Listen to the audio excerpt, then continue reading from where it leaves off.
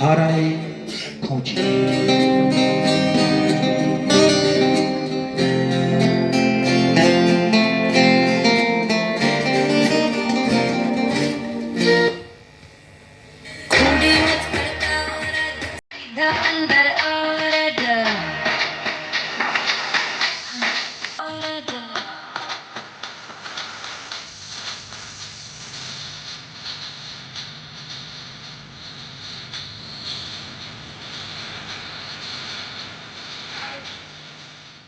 কি হচ্ছে এটা? কেন মম? গানের সাথে একটু নাচ প্র্যাকটিস করছিলাম। সে তো দেখতেই পাচ্ছি, কিন্তু কি সব গানের সাথে নাচ করছো? কেন মম?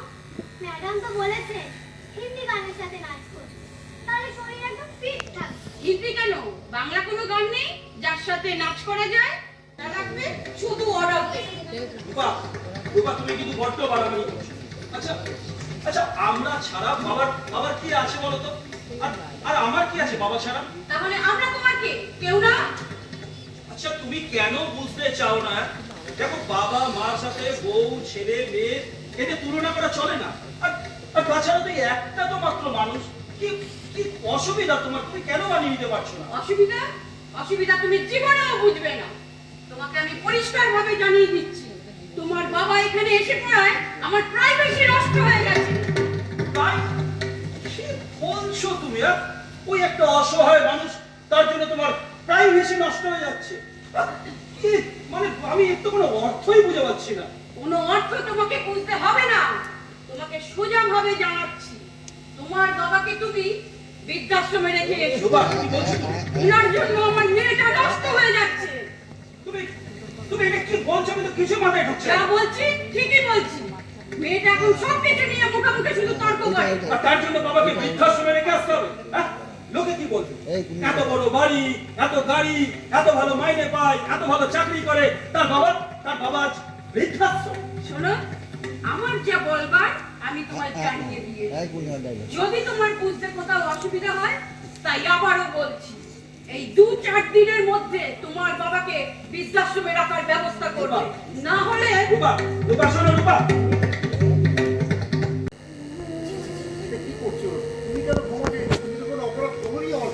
দাদা দাদা, মেয়েটা পরীক্ষায় পেয়েছে। আচ্ছা পেয়েছে, তার জন্য সারাটা দিন ওর সঙ্গে যা নয় তাই কি দুর্ব্যবহার করে আপনি আপনি কল্পনা করতে পারবেন না।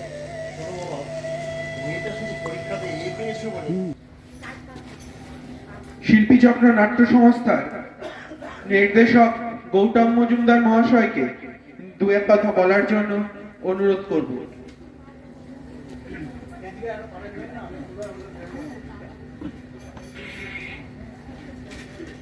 উপস্থিত সকলকে শিল্পী চক্র নাট্য সংস্থার পক্ষ থেকে জানাই আন্তরিক শুভেচ্ছা ও ভালোবাসা ও সাংস্কৃতিক অভিনন্দন। আজ প্রিজম নাট্য সংস্থা আমাদেরকে সুযোগ দেওয়ার জন্য আমরা যে এখানে এসে আমাদের এই অনুষ্ঠানটি করতে পেরেছি, তার জন্য আমরা কৃতজ্ঞ প্রিজম নাট্য সংস্থার কাছে।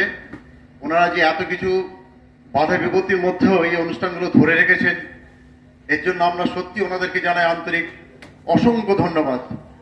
এবং ওনাদের এই অনুষ্ঠানটা দীর্ঘজীবী হোক এবং ওনারা সুস্থভাবে যাতে এই সমস্ত অনুষ্ঠানটি চালাতে পারে, তার জন্য আমরা আমাদের পক্ষ থেকে যেটুকু সাহায্য করার যখন পারবো আমরা সেটা পুনরায় করব।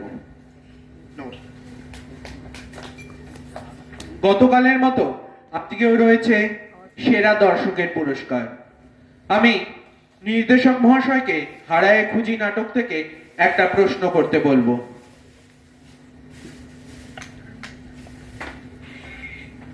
আপনারা যারা নাটকটা দেখেছেন এতক্ষণ ধরে, তাদের কাছে আমাদের একটাই প্রশ্ন, আমরা নাটকটার মাধ্যমে আপনাদের কাছে যেটা তুলে ধরতে চলেছি,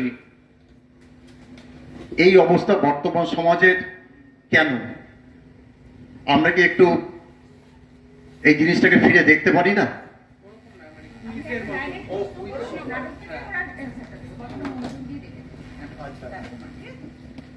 আচ্ছা, আমাদের যে মেয়েটি প্রথম থেকে বাচ্চা মেয়েটি নাচ করলো, তার এই অনুষ্ঠান শুরু থেকে শেষ পর্যন্ত ওর মাধ্যমে আপনারা কি বুঝলেন, আমরা কি বোঝাতে চাইলাম?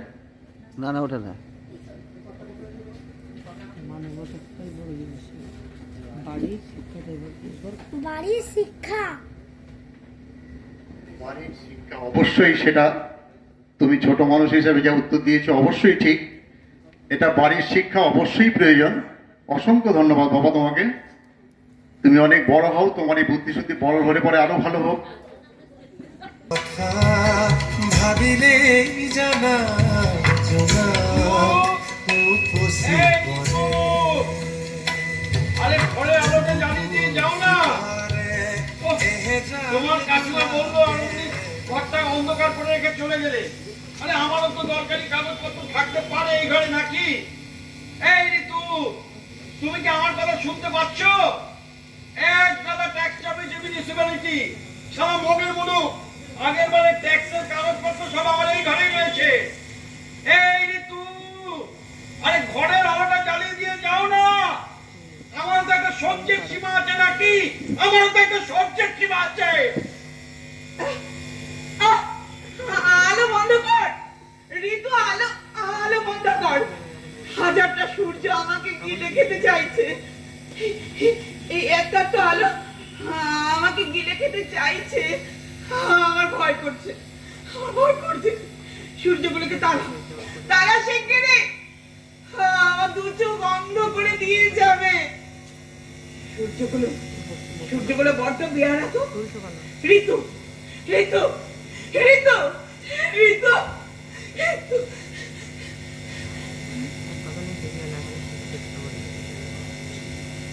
কাকু, তুমি শিক্ষিত মানুষ হয়েও কি করে নিজের অসহায় স্ত্রীর উপর এমন রাগ দেখাচ্ছ বলো তো? পাশের ঘর থেকে শুনেছি তোমার সব কথা। ঘরটা অন্ধকার। পক্ষের চেয়ে রোগীর প্রতি সহমর্মিতা এটা অনেক বেশি দরকার। বুঝলি, একটু সহমর্মিতা। তুই তুই হেরে যাচ্ছিস। তুই তো ভালো করেই জানিস মন্দিরে সেই সুন্দর সেট দিতে এসে ঋতুর মতো একটা ভালো মেয়েকে অ্যাপয়েন্ট করে গেছে সীমার দেখভালের জন্য। সেই ঋতুকেও মাঝে মধ্যে সহ্য করতে হয় সীমা। আমি খুব একাকিত্ব ফিল করি রে, সীমা থেকেও যেন নেই। তোর মুখে নতুন শুনলাম কথাটা, একাকিত্ব। আরে এটা বোঝার চেষ্টা কর, একটু আন্তরিক হওয়ার চেষ্টা কর দেবেশ। রাহুলের আচম্বিত মৃত্যুর শোক এখনো কাটিয়ে উঠতে পারেনি সীমা। তারপর কোভিডের আক্রমণ সীমার ব্রেনের সামনের দিকে ফ্রন্টো টেম্পোরাল ডিমেনশিয়া। ওকে কোনোদিন স্বাভাবিক মানুষ করে তুলতে পারবে না দেবেশ। ওরে বাবা, তুই তো ডাক্তারি ভাষায় পরিভাষায় বোঝাবার চেষ্টা করছিস বটে, কিন্তু আমি তো নাচেও হয়ে যাচ্ছি রে ভাই। এই শোন, ঋতু আজ সকালে ফোন করে বলল, সুবীর কাকু তাড়াতাড়ি এসো। আমি সেই জন্য এসেছি। কি হয়েছে আবার বল, এগুলোকে মেনে নেওয়া যায়? কত ধৈর্য ধর্ম সহ্য করবো তুই আমাকে বলতো? তাহলে গঙ্গার জলে ফেলে দিয়ে তোর বউটাকে যা ফেলে দিয়ে আয়। আরে কি হয়েছে বলবি তো? গতকাল সন্ধ্যায়, বুঝলি, হ্যাঁ। গতকাল সন্ধ্যায় ঋতু সীমাকে খাইয়ে দাইয়ে বিছনায় শুয়ে দিয়ে চলে যাওয়ার পর হ্যাঁ। আমি কিছুক্ষণের জন্য, বুঝলি, কিছুক্ষণের জন্য দোতলায় গেছি টিভি দেখতে। ওই সিরিয়াল দেখ। আরে না রে বাবা না, খবর শুনতে, খবর। হ্যাঁ, এবার তোর টিভি দেখার অভ্যাসটাও ছাড়তে হবে দেবেশ, অবশ্য তোর বইয়ের জন্য। তারপর কি হলো বল। তারপর আধ ঘন্টা পরে নিচে এসে দেখি বিছনা ফাঁকা, সীমা বিছানায় নেই। এদিক ওদিক খুঁজে দেখলাম, কোথাও নেই। তারপর দেখি ঘরের দরজা হাট করে খোলা। আমি তো বুঝতে পারলাম তিনি বেরিয়ে পড়েছেন। আমি তো পাজল হয়ে গিয়েছিলাম, আমার গা হাত পা ঠান্ডা হয়ে গিয়েছিল। প্রায় 1.5 কিলোমিটার দূরে, বুঝলি, 1.5 কিলোমিটার দূরে সীমা এক ভদ্রলোকের বাড়িতে কলিং বেল বাজিয়ে আমাকে আর ঋতুকে ডাকাডাকি করছে। কল্যাণী নান্দনিকের সকল সদস্যকে একটি সুন্দর নাটক আমাদের সামনে উপস্থিত করলেন। হ্যাঁ, আমরা যারা বয়সে 50-এর নিচে তারা হয়তো বিষয়টা নিয়ে অতটা ওয়াকিবহাল নয়, কিন্তু যারা 50-এর উপরে রয়েছেন কেউ না কেউ প্রতি পরিবারের আগে যায়, কেউ একা থাকেন। ছায়া যে ঘনাচ্ছে প্রত্যেকের জীবনে ধীরে ধীরে উপলব্ধি করতে পারছেন। তাও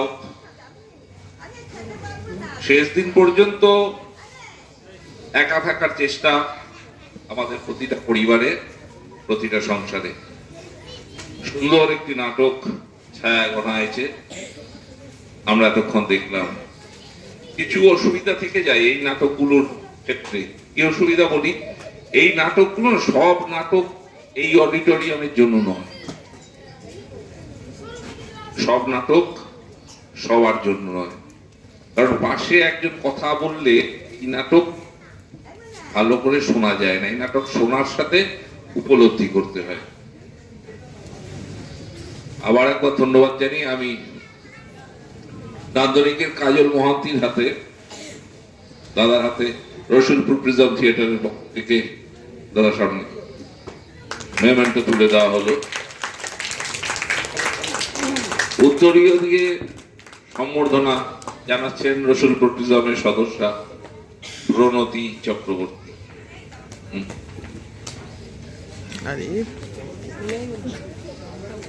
সবাই একবার হাততালি দেবেন।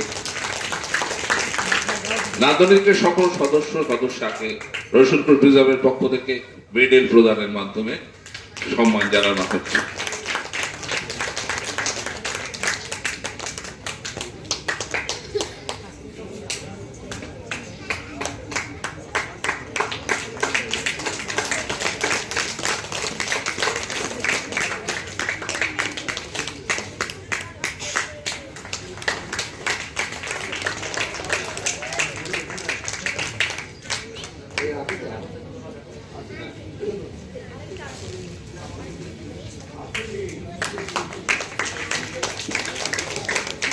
আমি কাজলদাকে, ও দাদা রয়েছেন,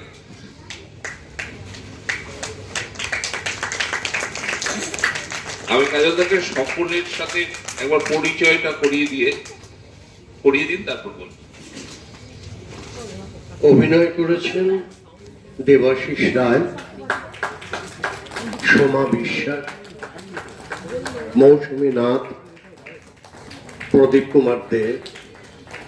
আলো করেছেন সুজিত চ্যাটার্জি, বসে আছে সামনে। আবহ করেছেন দেবাশিস দাস।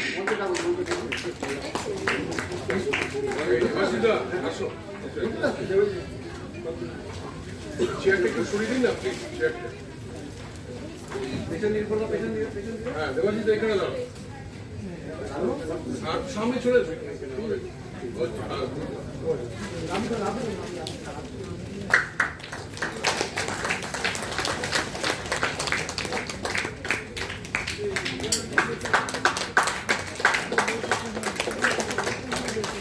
এবার আমাদের প্রতি নাটকের শেষে একটা বিশেষ আকর্ষণ থাকে। আপনারা যে নাটকটি দেখলেন ছায়া ঘনায়েছে, কাজলদাকে স্টেজে দেখতে না পেলে কাজলদাই কিন্তু রাইটার এবং ডিরেক্টর। তো এই নাটকের উপর আপনি একটি প্রশ্ন করবেন দর্শককে, দর্শক উত্তর যিনি সঠিক দেবেন রসুলপুর প্রিজম তাকে এই নাটকের সেরা দর্শক হিসেবে সম্বর্ধনা দেবেন। ডিমেনশিয়া বা স্মৃতিভ্রংশ একটা রোগ, আমরা সবাই ভুলে যাই, সবাই প্রতিদিন কোনো না কোনো কিছু ভুল করছি। স্মৃতিভ্রংশ বা ডিমেনশিয়া আলাদা ব্যাপার। এই ডিমেনশিয়া দেখবেন আপনার পাড়াতেই একজন দুজন পেয়ে যাবেন ডিমেনশিয়া আক্রান্ত। আপনারা ডিমেনশিয়া আর ভুল, সাধারণ ভুল করা আর ডিমেনশিয়া বা স্মৃতিভ্রংশ, এইটার পার্থক্য করতে পেরেছেন?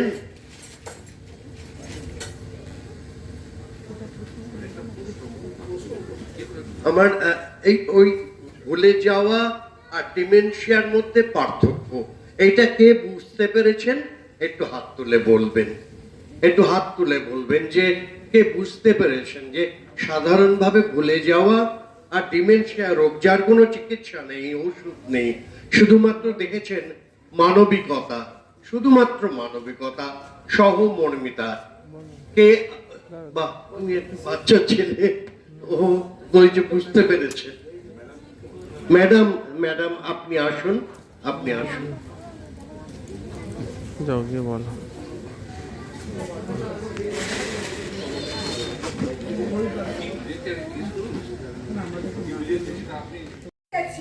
কেন তুই জানিস না আমার তো সতীত্ব নষ্ট হয়ে গেছে। সুতরাং আরে এটা কি বিরাট বদলে যাওয়া বলতো। এই কি রে, চুপ করে গেলি কেন? কোথায় একটু আড্ডা মারতে আসলাম, তাই না? ভালো দুই ভাই বোন মিলে একটু গল্প গুজব করি না, তখন থেকে উল্টো পাল্টা কথা বলেই যাচ্ছে। তুই না এটা যাচ্ছে তাই যাচ্ছে। এই আমাকে নিয়ে তোদের মধ্যে কি আলোচনা হয়? কি? আমাকে নিয়ে তোদের মধ্যে কি আলোচনা হয়? না পাগলি মেয়ে কথা শোনো, ওকে নিয়ে নাকি আমাদের মধ্যে আলোচনা করতে হবে। আচ্ছা তুমি কি আমার সেলিব্রিটি বলো, তোমাকে নিয়ে আমাদের মধ্যে আলোচনা করতে হবে? নিজেকে নিজে কি ভাবিস বলতো? কেন ধর্ষিতা? সুষমা, সবকিছু না একটা লিমিট আছে, জানিস তো? তুই না তুই একটা ক্লাস ওয়ান ইডিয়েট আছিস। ভয় পেয়ে গেলি তো? আরে আমি বললেই তোদের খারাপ লাগে।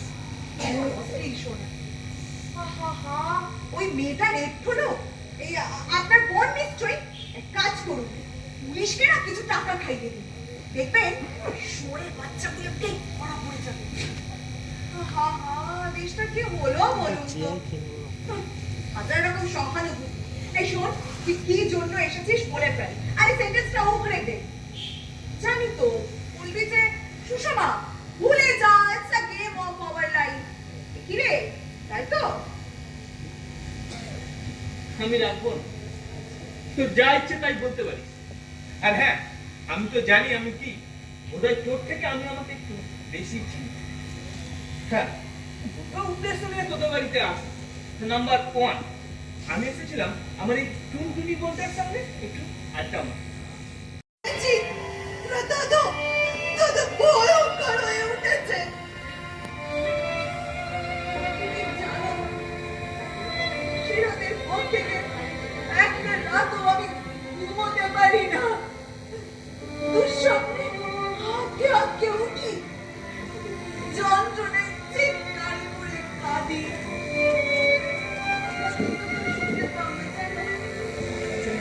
আমি জানি রে মা, আমি জানি। আমি যে মা, মা হয়ে আমি সন্তানের দুঃখটা বুঝবো না বল।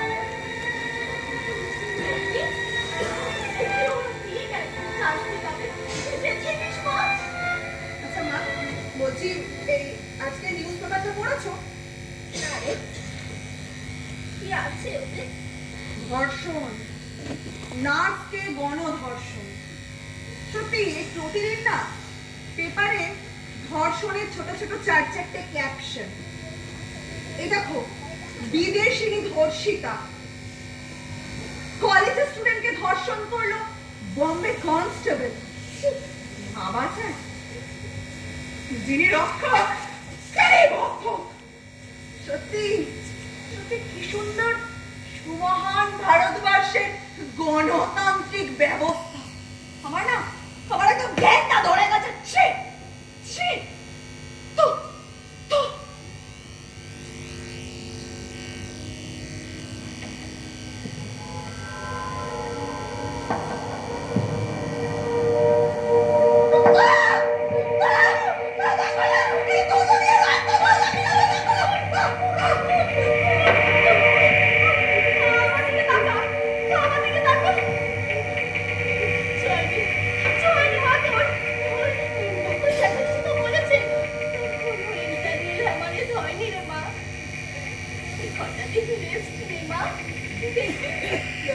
ভালো হয়ে যাবি। কে বলেছে ইন্টারনাল হ্যামারেজ হয়নি? ওই তো ডক্টর চ্যাটার্জি। উনি কি করে জানলেন? উনি তো তোর শরীরের সমস্ত পরীক্ষা নিরীক্ষা করেছেন। মনের পরীক্ষা তো করেননি গো ডক্টর চ্যাটার্জি। জানো, ইন্টারনালের মধ্যে কিন্তু আমার এই জীবনটাও করে মা। মনে করার চেষ্টা করুন। আমার পরিচিত কে?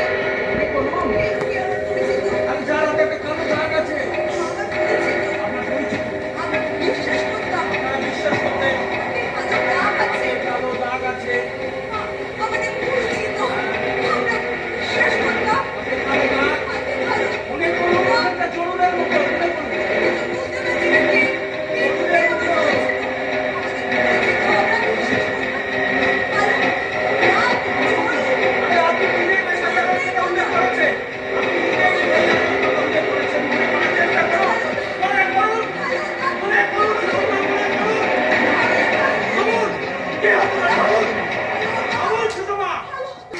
উপর মঞ্চে আনবার জন্য আহ্বান করব।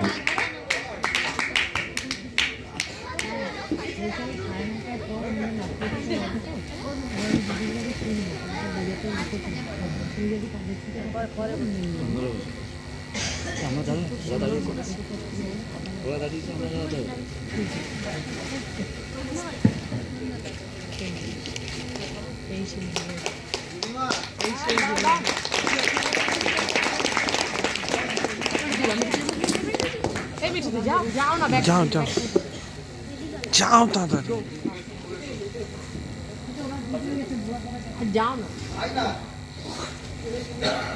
আপনারা এতক্ষণ দেখলেন নাটক একা এবং কয়েকজন।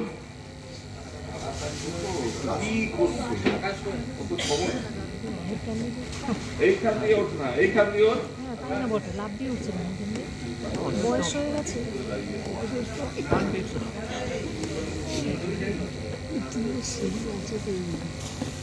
হামাগুড়ি খাবে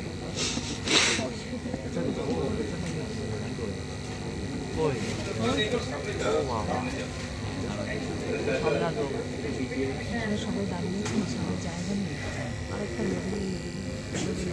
রসুলপুর প্রিজমের তরফ থেকে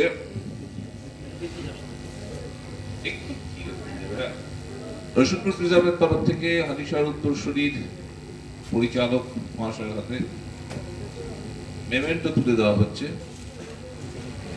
তুলে দিচ্ছেন প্রিজম সদস্যা মিঠু মজুমদার।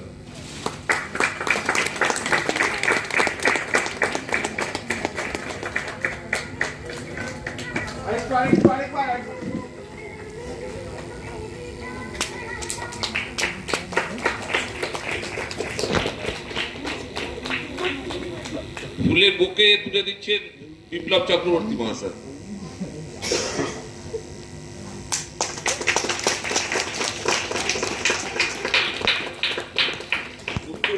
উত্তরীয় প্রদানের মাধ্যমে সম্মান জানানো হচ্ছে মিঠু মজুমদার।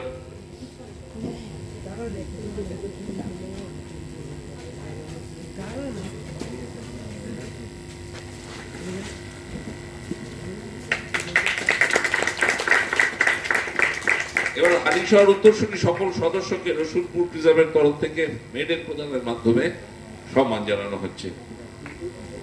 ওই দিক থেকে পিছন এই ওই বাঁ দিক থেকে।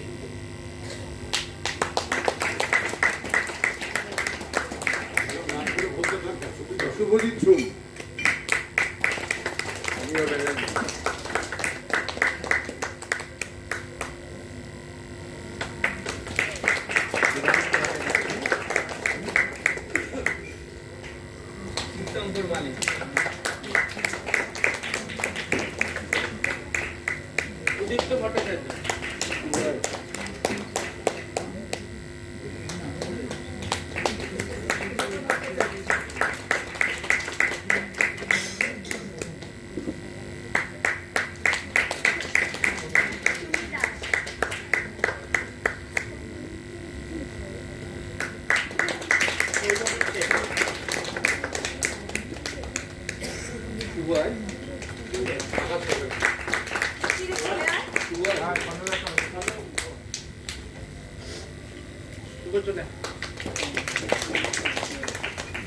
চলে আয়, এবার চলে আয়, আর দেরি করিস না।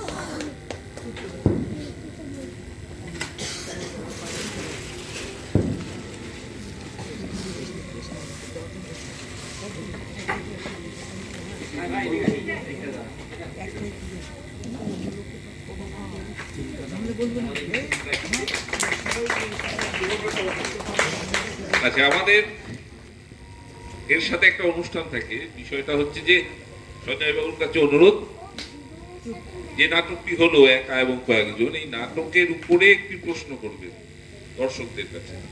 যে দর্শক সঠিক উত্তর দেবে রসুলপুর প্রিজমের তরফ থেকে এই নাটকের দর্শক হিসাবে সেরা দর্শক ঘোষণা করে ওনার হাতে একটি পুরস্কার তুলে দেওয়া।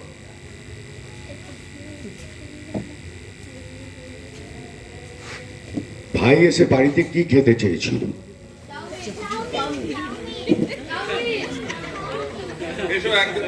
ওই যে ওই চলে গেছে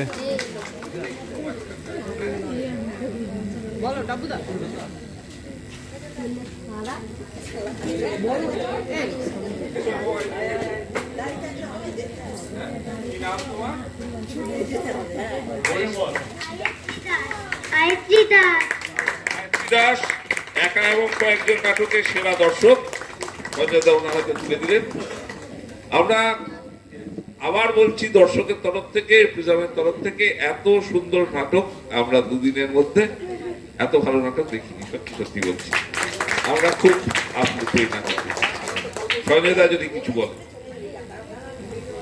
প্রথমে ধন্যবাদ জানাই রসুলপুর প্রিজমকে, যারা আপনাদের সামনে তাদের মঞ্চে আমাদের নাটক পরিবেশন করার সুযোগ করে দিয়েছেন, তার জন্য আমরা কৃতজ্ঞ। এবং রসুলপুর প্রিজমের ডাকে আমরা ভবিষ্যতেও সাড়া দেব, এই অঙ্গীকার আপনাদের সামনে করছি।